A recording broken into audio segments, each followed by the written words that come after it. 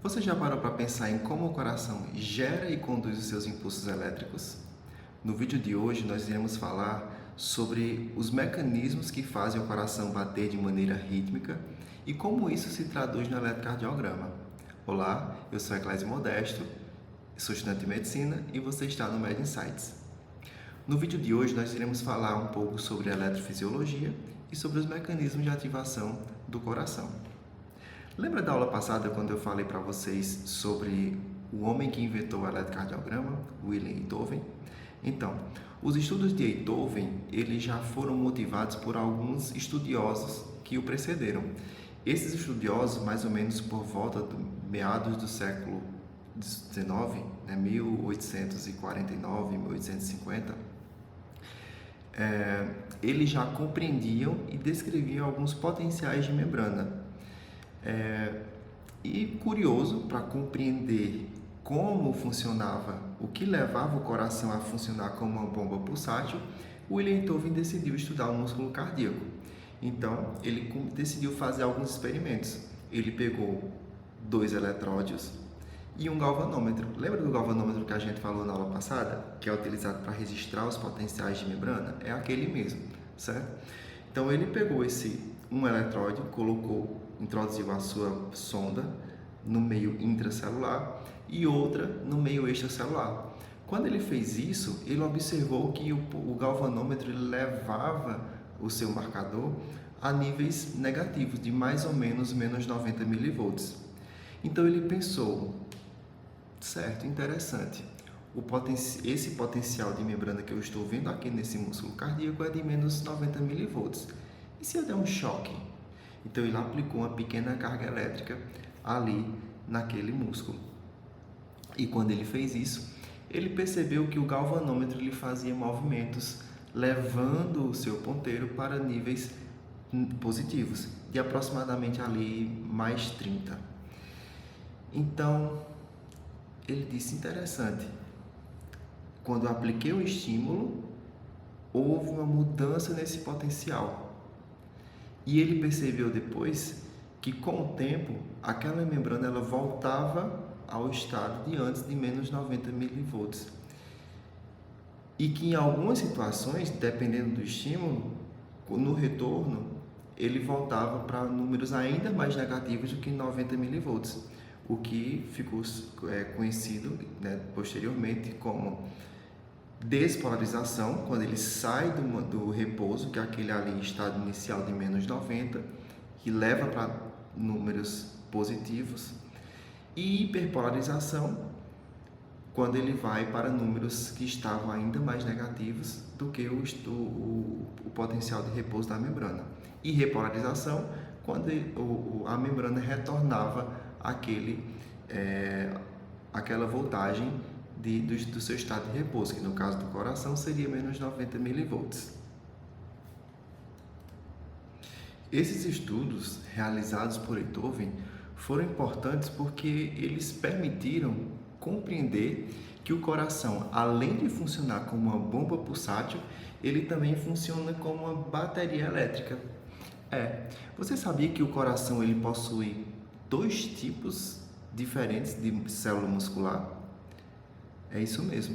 O coração possui células que são ricas em fibras musculares, discos intercalares, que faz com que ele funcione como um cincício, e ele possui um outro tipo de célula também muscular, porém que tem uma função especial, que é uma função de autoexcitação.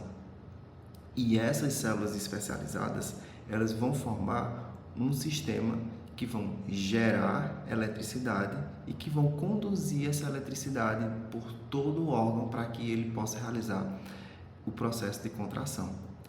E essa compreensão só foi possível a partir desses estudos que foram realizados. Percebeu-se também nesses estudos que o potencial de repouso, que a gente já falou que era menos 90 milivolts, ele era dessa forma por conta da diferença dos íons dentro e fora da célula. Então, no meio intracelular, nós temos mais moléculas com cargas negativas e fora da célula nós temos mais moléculas com cargas positivas. E isso gera essa diferença de potencial que vai ser de aproximadamente menos 90 milivolts. E os íons envolvidos nesse processo são os íons que nós conhecemos como os íons de sódio, potássio, os íons de cálcio e também os íons de cloro. Mas o principal íon para a manutenção do potencial de repouso da membrana é o íon potássio. Por quê? Porque as células musculares cardíacas, elas são semipermeáveis ao potássio, então elas permitem que o potássio ele transite através da membrana de maneira mais fácil em relação aos outros íons, que a gente vai discutir daqui a pouco, a diferença desses íons e como eles participam nesse processo de potencial de membrana, despolarização, repolarização, certo? Então, vamos lá. Como foi descrito o potencial de ação do músculo cardíaco? Quando a gente fala em músculo cardíaco, lembra que eu te falei agora há pouco que nós temos dois tipos de músculo, um músculo cardíaco contrátil propriamente dito e um músculo cardíaco especializado no processo de geração e condução de impulso elétrico. Então, como nós temos dois tipos de músculo, nós também vamos ter tipos diferentes de potencial de ação. Então, o músculo cardíaco ele não tem apenas um tipo de potencial de ação. Ele tem aí alguns tipos, dependendo do local onde esse pulso ele esteja sendo gerado, certo? Nós podemos dividir, digamos assim, esse potencial de ação em dois tipos, basicamente. São potenciais de resposta rápida e são potenciais de resposta lenta. Potencial de resposta rápida, onde é que a gente encontra esse tipo de potencial? No músculo cardíaco propriamente dito, na massa muscular, como por exemplo nos ventrículos, no septo interventricular, certo? Nós vamos encontrar esse tipo de potencial de ação. E o lento, né, a gente vai encontrar no nosso sino atrial e no sistema de condução propriamente dito. A gente vai discutir isso daqui a pouco, tá? Então, vamos ver aqui primeiro o potencial de ação de resposta rápida. Como é que ele acontece? Então, vejam só. A célula muscular, né, ela possui o potencial de repouso em menos 90. Eu já falei isso diversas vezes aqui nesse vídeo. E quando eles são estimulados, eles vão, né, gerar, né, potenciais de ação. Esse potencial de ação de resposta rápida ele vai apresentar 5 fases distintas. E essas fases distintas, ela tem características específicas em relação aos íons envolvidos nesse processo.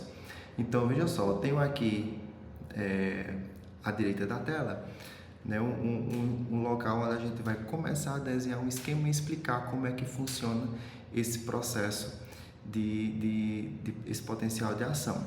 Então, as 5 fases que a gente tem, vamos logo citar, né? A primeira, despolarização, que é quando a gente vai sair do potencial de repouso para elevar essa membrana para uma voltagem mais positiva, digamos assim.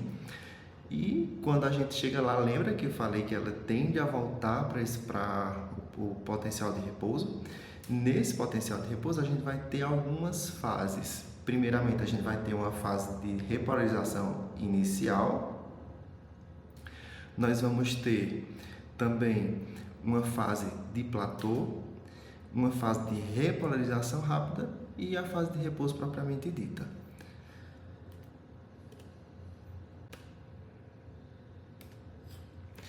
Uma das coisas que a gente vai ver nesse potencial de resposta rápida, e é o que dá essa característica de resposta rápida a ele, é uma entrada muito rápida de sódio. Por quê? As células musculares, tanto a célula muscular ventricular como a célula muscular atrial, elas possuem na sua membrana inúmeros canais de sódio, que a gente vai chamar de canais de sódio voltagem independente, que ao serem estimulados, eles se abrem e uma grande quantidade de sódio vai entrar dentro da célula, vai entrar para a célula. Lembra lá da aula passada também que a gente viu que no meio extracelular a gente tem uma quantidade muito grande de sódio, e o que é que acontece quando a gente tem um local que tem uma concentração muito aumentada de determinada coisa, que se abrem portas para um local onde tem pouco. Então a gente vai ter uma migração, um movimento, né, um influxo muito grande seguindo esse gradiente de concentração, de onde tem mais para onde tem menos, né? E é isso que vai acontecer quando os canais de sódio voltagem dependente eles vão ser abertos. E isso é importante para que se possa garantir uma contração eficaz desse ventrículo, né? Então, nós temos aqui, ó, na menos 90, certo? A membrana ela está em repouso e vai chegar um estímulo, né, que é um estímulo elétrico, que a gente vai ver depois, que vai ativar, abrir os canais de sódio de voltagem dependente. Quando esses canais de sódio de voltagem dependente eles são abertos, então há um grande influxo de sódio para o interior da célula, fazendo com que esse potencial de membrana ele diminua e ele chegue inclusive em valores positivos, como o valor aí de aproximadamente mais 30, tá? Essa fase da despolarização a gente vai chamar de fase zero do potencial de ação, tá? Quando ele chega em mais 30, né, chegou no pico, o que é que vai acontecer? Esses canais de sódio voltagem dependente, eles vão fechar, eles vão se desligar, porque chegou no patamar elétrico de membrana que vai fazer com que esses canais eles fiquem inativos, então eles vão se fechar e o sódio ele não vai mais entrar para a célula. E quando ele faz isso, quando ele fecha esses canais de sódio, no mesmo instante vai se abrir os canais de potássio. E lembra que a gente viu, onde é que a gente tem muito potássio? Dentro da célula. Quando eu abro canais de potássio, o que é que acontece? Esse potássio ele vai sair do meio mais concentrado, que no caso é o interior da célula, para o meio menos concentrado, que é o meio extracelular. Então, nós vamos ter uma abertura dos canais de potássio. Só que esses canais de potássio, eles são canais mais lentos, eles se abrem de maneira mais lenta, eles não se abrem abruptamente como abrem os canais de sódio. Além disso, também nessa fase aqui, além dos canais de potássio abertos, a gente vai ter também canais de cloro abrindo. E o cloro ele vai migrar do meio extracelular para o meio intracelular. Aí nós temos um íon de carga positiva saindo da célula. Então, se eu tiro um íon de carga positiva de um lugar para outro, então eu estou deixando aquele meio ali menos positivo. Você concorda comigo? E quando eu tenho um outro íon que tem carga negativa, como o íon de cloro, que eu coloco dentro daquele meio, eu estou deixando aquele meio ainda mais negativo. Então, eu estou tirando o potássio, que é positivo, e estou colocando o cloro, que é negativo. Então, nós temos aí o que vai levar ao início do processo de despolarização, que a gente vai chamar essa fase aqui de fase 1 ou fase de despolarização precoce ou despolarização inicial. O que é que acontece?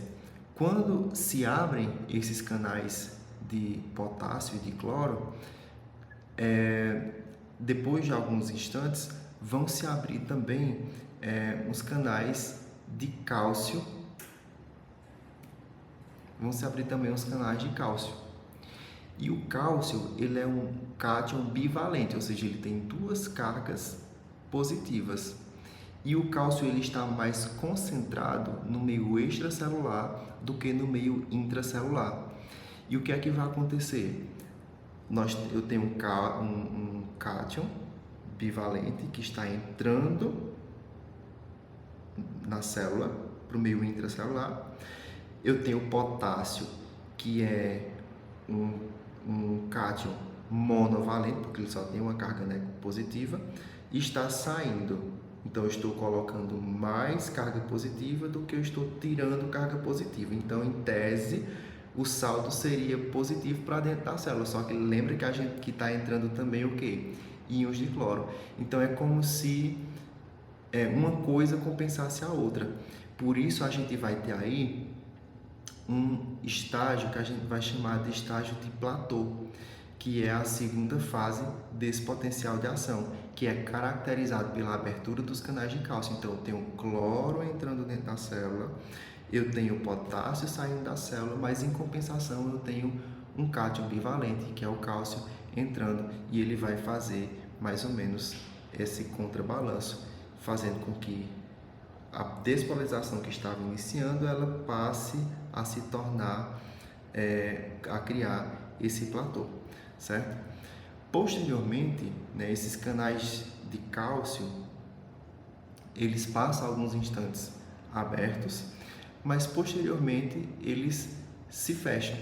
Quando eles se fecham, o que é que acontece? Os canais de potássio que começaram a se abrir lá na fase precoce, eles estão totalmente abertos aqui.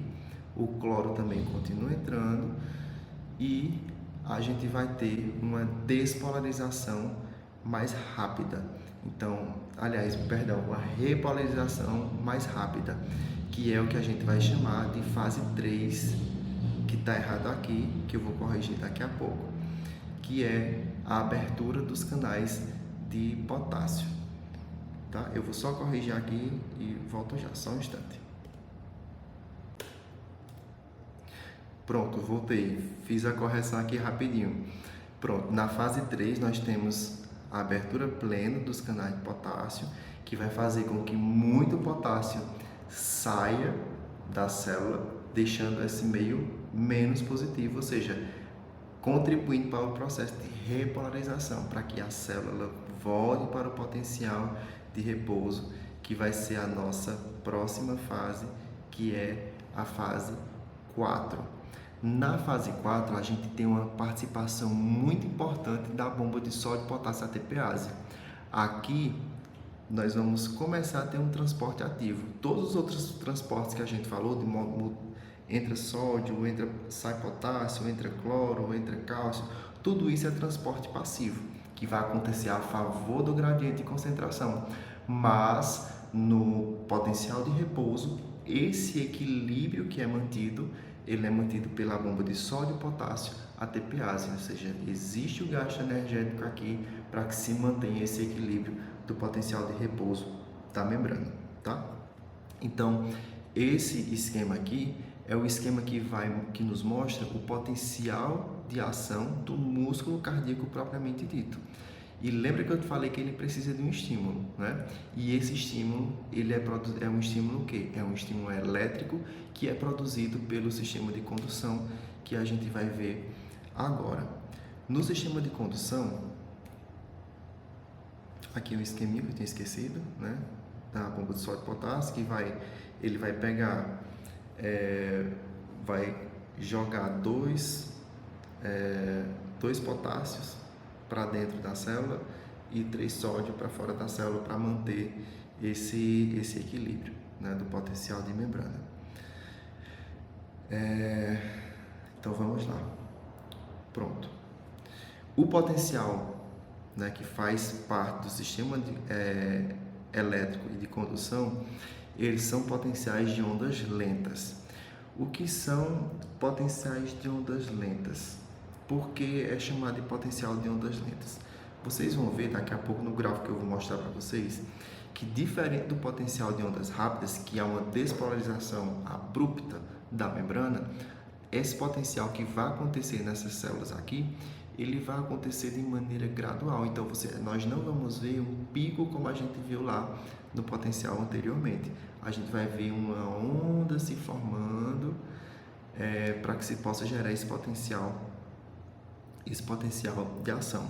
E onde é que a gente encontra esse tipo de potencial? A gente encontra no nó sinoatrial, no nó AV, certo? Esse tipo de potencial, ele favorece que é o processo de despolarização espontânea.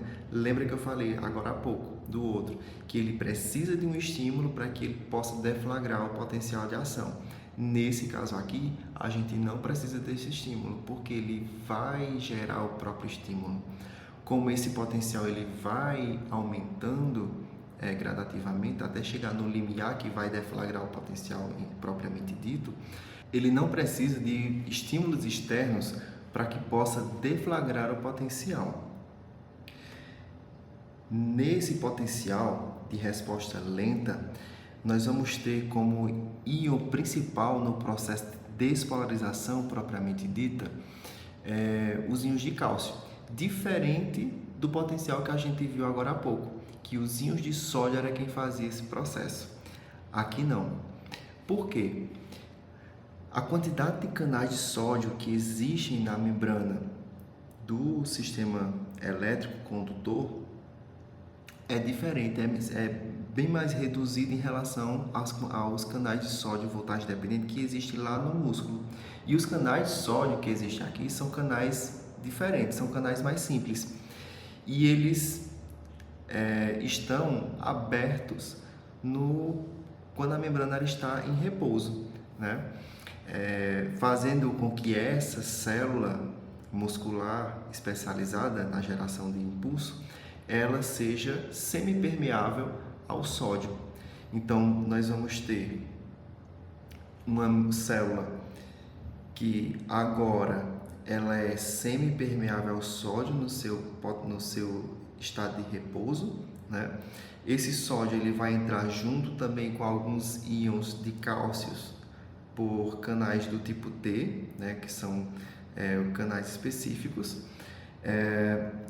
e isso vai fazer com que a célula em repouso ela tenha o seu potencial de repouso levemente ascendente. Então ele não é em linha reta como uma linha de base como a gente viu anteriormente, ele é levemente ascendente, e isso graças a essa semipermeabilidade aos íons de sódio e aos íons de cálcio que entram ali pelos canais do tipo T. Quando ele chega no limiar, o que é que vai acontecer? Esses canais de sódio que estavam abertos, eles vão fechar. Os canais de cálcio do tipo T, os canais tipo T de cálcio, eles também vão fechar e vão abrir novos canais de cálcio, que são os canais de cálcio do tipo L. Quando ele abre, o cálcio vai entrar e vai iniciar o processo de despolarização. Eu vou mostrar aqui para vocês na figura, tá? Vou tentar desenhar para ver se facilita um pouco a compreensão. Então, veja só, aqui nós temos inicialmente o que seria o estado de repouso da membrana, veja que está ascendente. Nesse caso aqui a gente tem os canais de sódio abertos com os canais de cálcio T, os canais tipo T de cálcio, tá? Quando ele chega, digamos que aqui seja o limiar, quando ele chega nesse limiar, esses canais de sódio e cálcio vão fechar, os canais de cálcio do tipo L vão se abrir e vai iniciar o processo de despolarização. Aqui nós temos a nossa fase zero. Então, a fase zero nesse potencial aqui é marcada pela abertura dos canais de cálcio do tipo L. Quando ele chega a um determinado potencial, certo? Positivo, de voltagem, esses canais de cálcio eles vão fechar. Quando esses canais de cálcio fecham, vão se abrir canais de potássio, semelhante ao que acontecia lá no potencial que a gente viu anteriormente, que os canais de potássio se abriam para que pudesse iniciar o processo de repolarização. E é isso que vai acontecer. E nós vamos ter a nossa fase 3. Oxe, Interclésio, tu pulou da fase 0 para a fase 3? Porque nós não temos nesse tipo de potencial aqui a fase 1, que é a fase de despolarização precoce, que é quando a gente vai observar um declínio meio que abrupto desse potencial, né, para uma repolarização, seguido, que seria a fase 1, né? Seguido do platô, que seria a fase 2. A gente também não tem aqui de platô, porque o platô seria a abertura dos canais de cálcio. Aqui a gente já foi cálcio quem deflagrou o potencial de ação, né? Então a gente não tem, certo?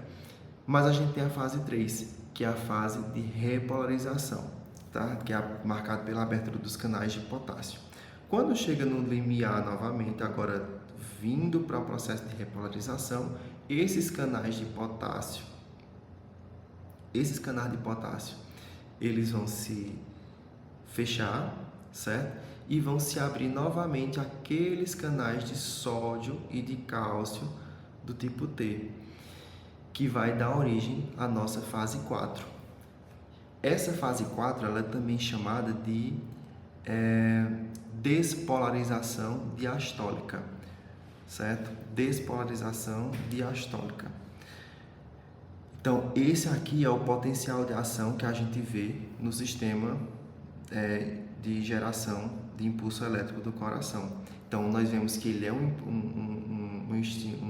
potencial que ele é alto, excitável, então ele é espontâneo, certo? Então ele é marcado por ondas lentas, porque essa ascensão que acontece no processo de despolarização ela é lenta, não é que ele é mais lento, que ele acontece menos do que o outro potencial, não. Até porque o nosso sino atrial tem esse tipo aqui e é ele quem comanda o ritmo do coração normal, tá? Então nós temos essa configuração aqui, mas ele acontece em vários estímulos. Então o nosso coração ele produz cerca de 50 a 100, né, desses potenciais por minuto para que a gente possa, para que o nosso coração ele possa bater na frequência cardíaca necessária para a nossa sobrevivência, tá? Então, o processo de eletricidade e de estímulo do coração é basicamente esse, né? Então, nós falamos aqui da eletrofisiologia, como que acontece a formação do estímulo e o potencial de membrana que está envolvido nesse processo. Agora, a gente vai falar um pouco sobre o sistema de ativação do coração. Então, onde é que esse impulso ele nasce? A gente já dei vários spoilers para vocês aqui, né? Que é lá no nosso sino atrial. E qual o caminho que esse impulso ele faz ao longo do coração, tá? Então, nesse vídeo aqui, a gente ainda vai falar sobre como ocorre a ativação elétrica do coração. A gente vai revisitar esses conceitos que a gente acabou de ver, tá? A gente vai ver quais são os principais componentes do sistema de condução, né? E a gente vai também relacionar essa questão da ativação elétrica do coração com o traçado do ECG, e discutir a importância, né, clínica dessa ativação cardíaca. Então vamos lá. O que é a ativação cardíaca? Então vamos lá. Isso aqui a gente já falou hoje. O coração ele funciona como uma bomba pulsátil para bombear o sangue. E essa bomba pulsátil ela funciona porque existe uma questão energética por trás disso, certo? Essa condução energética que existe por trás disso é criado pelo próprio coração. Existe interferência do sistema nervoso autônomo, simpático e parasimpático? Existe, mas o coração ele gera o seu próprio impulso elétrico, tá? Então ele funciona também como uma bomba elétrica, né? A ativação ela começa no nosso sino atrial. Nós vamos já ver mais ou menos onde é que esse nosso sino atrial está localizado.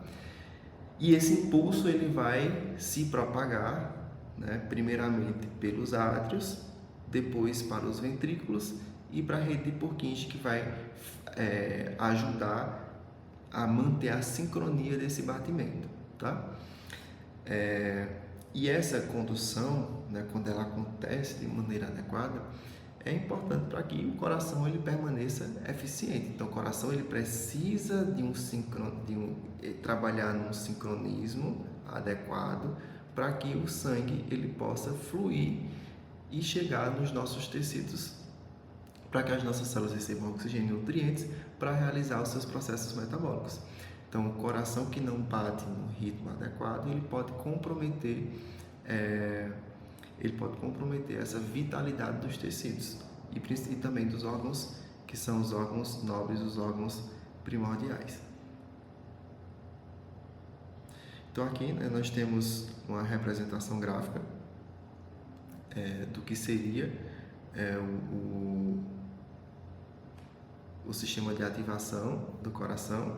Então nós temos aqui o nó sinoatrial, né, que ele está localizado ali inferiormente à inserção, né, da veia cava superior, próximo ali ao ósseo do seu coronariano, tá? Esse nó sinoatrial, ele vai passar por aqueles processos que a gente acabou de falar de potencial de ação de ondas lentas, que ele vai se excitar espontaneamente, gerar o potencial de ação, e esse potencial de ação ele vai fluir primeiramente para os átrios através de uma rede, né,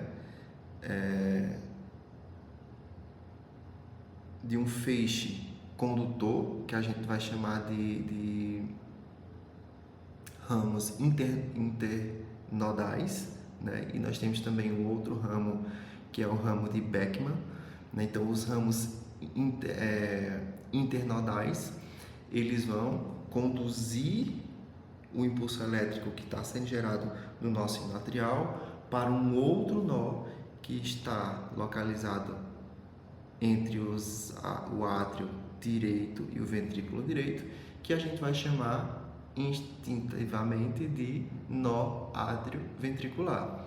Então, nós temos os feixes internodais anterior, médio, posterior, né? Nós temos também um ramo, né? um feixe que vai levar a condução elétrica lá para o átrio esquerdo, né? Que é o feixe de Beckmann. Então, o feixe de Beckmann é o que vai levar o impulso elétrico do átrio direito para o átrio esquerdo, para que ele possa também contrair.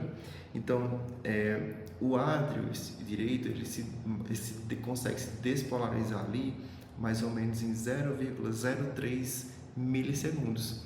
O átrio esquerdo ele vai conseguir se despolarizar em mais ou menos 0,9 milissegundos, tá? O nó AV ele tem uma função importante, né, nesse sistema de ativação cardíaca, que é a função de retardar o impulso elétrico para os ventrículos. Porque ele precisa fazer esse processo de retardo para que o ventrículo ele tenha tempo de se encher de sangue, para que depois que isso acontecer, ele seja despolarizado, entre em sístole e ejete esse sangue. Se não houvesse o nó atrioventricular para fazer esse controle, o coração ia fazer basicamente isso. Então ele ia bater átrio e ventrículo ao mesmo tempo. Então como era que o ventrículo ele ia se encher totalmente para que pudesse ejetar o sangue, entende?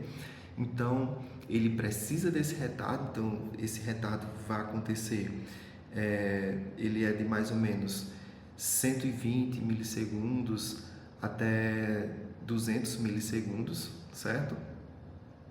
E é o tempo necessário para que o ventrículo ele possa receber o maior volume de sangue. Existem condições, né, que pode acontecer uma pré-excitação do ventrículo, que a gente vai ver mais adiante em alguns estudos práticos, estudos de caso, que pode existir uma pré-excitação.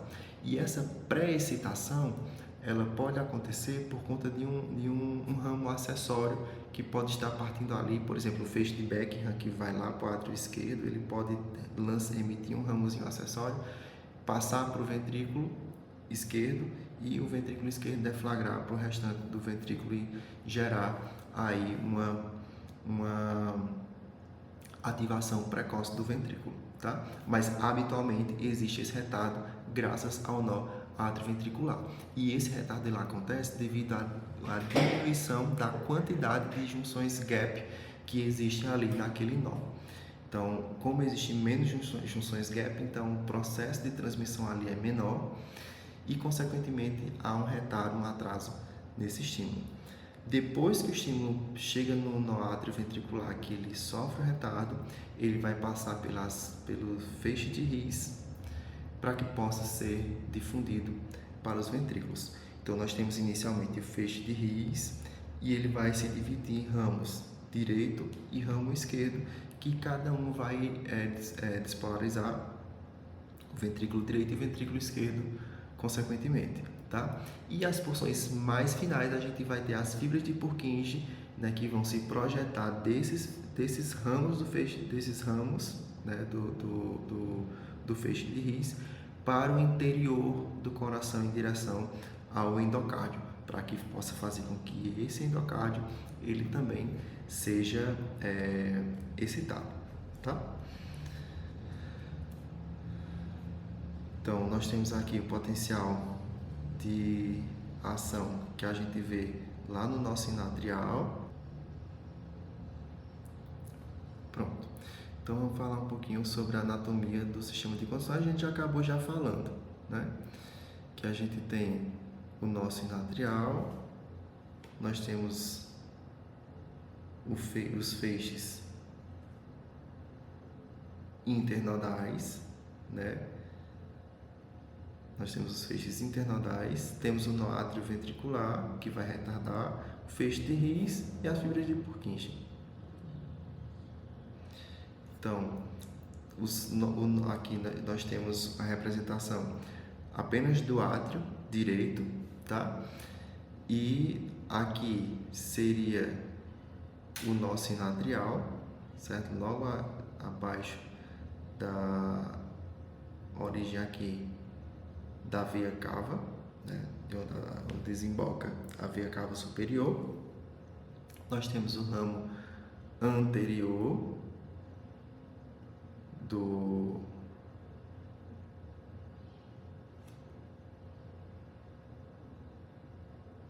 feixe internodal, o médio e o posterior. Nó atrioventricular, que vai fazer o retardo, e feixe de His, certo? A ativação do átrio no eletrocardiograma, ele vai ser representado pela onda P. A onda P que a gente vê no eletro, normalmente ela é uma onda única, mas nós vamos poder decompô-la em duas ondas aqui.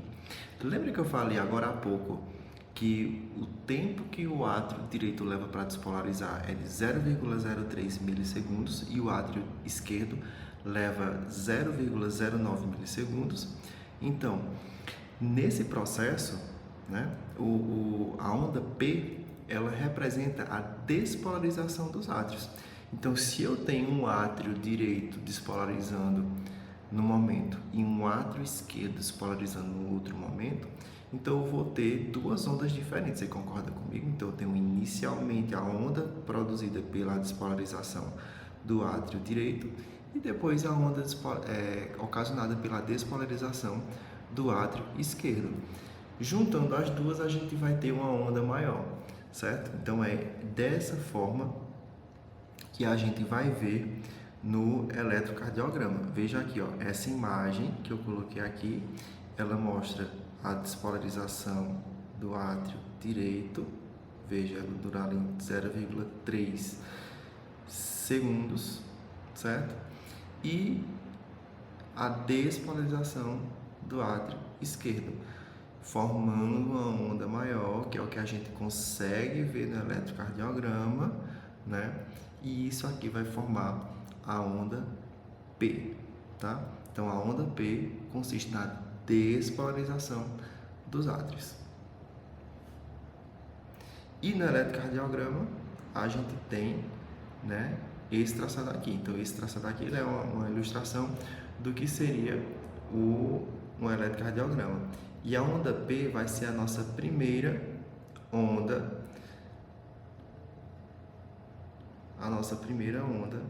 aqui do elétron, que consiste na despolarização dos átrios, tá? A gente vai estudar cada uma dessas etapas aqui no vídeo. Veja só, esse intervalo PR, esse PR, esse é o tempo em que mais ou menos o impulso ele está aqui no nó atrioventricular retardando. A gente vai ver segmento PR, intervalo PR depois. Eu não vou entrar em detalhes agora não, tá bom? Vou falar só das ondas mesmo que a gente vai ver aqui hoje, tá? Que faz parte do processo de ativação. Eu só preciso que vocês saibam que a onda P é a despolarização dos átrios. Esse período que a gente tem, né, da onda P para a outra onda que a gente vai ver, para a ativação dos ventrículos, a gente vai ter por conta do retardo do átrio ventricular, tá? E na ativação dos ventrículos, né, nós vamos ter a formação do complexo QRS. Então, a formação do complexo QRS, ela é extremamente importante e é uma das partes assim que mais chama a atenção quando a gente vê um eletrocardiograma, né? Porque é a parte mais, digamos assim, em destaque que fica, né? No eletro normal e em eletros alterados também, na grande maioria deles. A gente não vê nada numa assistolia, né? Ou em algumas outras condições, mas enfim, vamos adiante. Então, vejam só, nós temos o impulso, foi lá no nó atrial, chegou no nó AV, esse impulso sofreu retardo, passou pelo feixe de His. Quando ele chega no feixe de His, ele vai começar a fazer o processo de despolarização do septo interventricular, certo? Essa despolarização do septo interventricular, ele vai gerar, certo? Ele vai gerar vetores, certo? Ele vai gerar vetores. E esses vetores podem ser representados no eletrocardiograma, em algumas situações, com a presença do que a gente chama de onda Q. A onda Q é a primeira onda que acontece, né, quando ela desce da linha de base, né, seria uma onda negativa, tá? Não é sempre que a gente vai ver uma onda Q. Em alguns lugares que ela aparece, ela pode ser considerada uma onda Q patológica, a gente vai ver isso posteriormente, tá? Mas ela é formada a partir do processo de despolarização do septo interventricular, ou ativação septal, certo? Ela dura aí mais ou menos 0,02 milissegundos, ou 20 milissegundos, tá? 0,02 segundos, né, ou 20 milissegundos. Depois que o feixe de His se ramifica, ramo direito, ramo esquerdo, ele vai despolarizar o músculo livre, né? Ele vai despolarizar o músculo livre. E essa despolarização do músculo livre, né, vai formar também vetores, né? E vai gerar no eletrocardiograma o que a gente chama de onda R, tá? Tá despolarizando o músculo liso, ele vai continuar seguindo agora em direção, né, da base do coração, fica voltada para cima.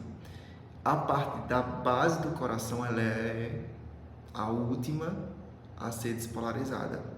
E essa parte, quando ela é despolarizada, ela forma uma outra onda, que é o que a gente vai chamar de onda S, que ela também vai ser uma onda negativa, tá?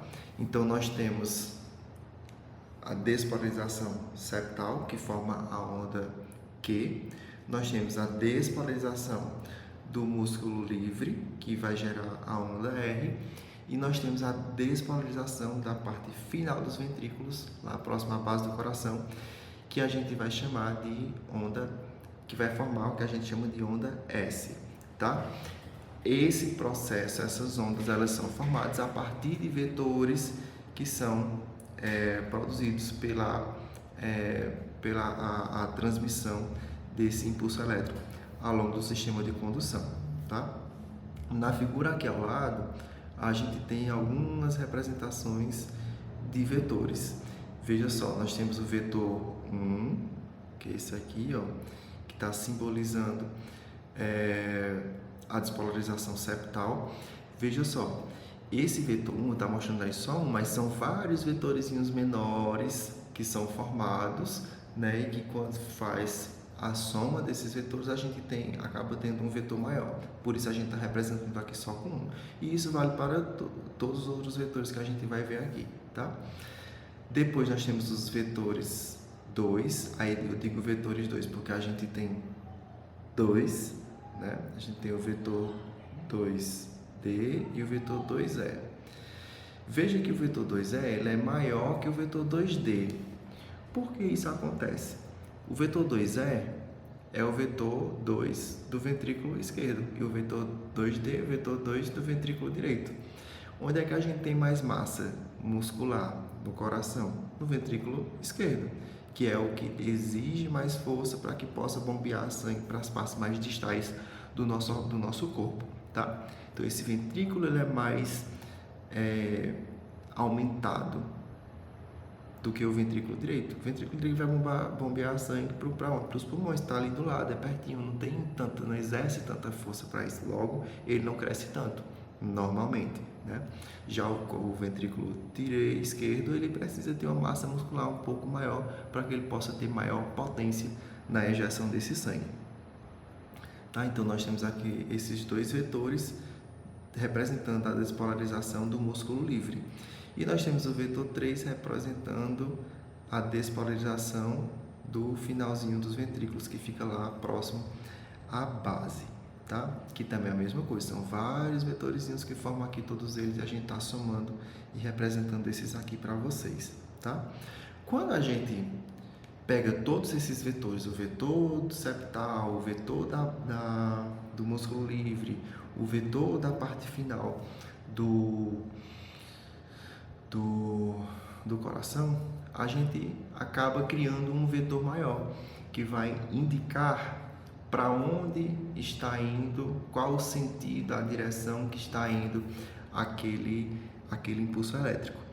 E isso vai ajudar a gente depois a compreender o que a gente vai chamar de eixo cardíaco, tá? Então, deixa eu apagar essa parte aqui que riscou.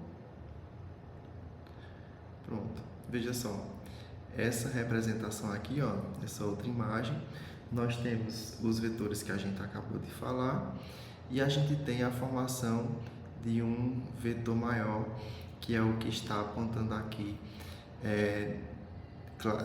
direcionando o eixo elétrico desse coração. A gente vai estudar eixo elétrico mais adiante, com calma a gente vai aprender como é que a gente faz essa determinação bem direitinho, tá bom? O que é que eu quero que vocês saibam aqui? Que o impulso elétrico ele segue no coração, que quando na ativação ventricular a despolarização do septo pode nos mostrar uma onda Q, a despolarização das paredes livres do músculo livre, a gente vai ter a formação da onda R, e a despolarização da parte final do ventrículo, a gente vai ter a formação da onda S, formando então o que nós chamamos de complexo QRS. Essa questão de eixo a gente vai deixar para ver melhor mais adiante, tá? É só para que vocês possam já ir se familiarizando com esses conceitos e com essas informações. Deixa eu apagar aqui.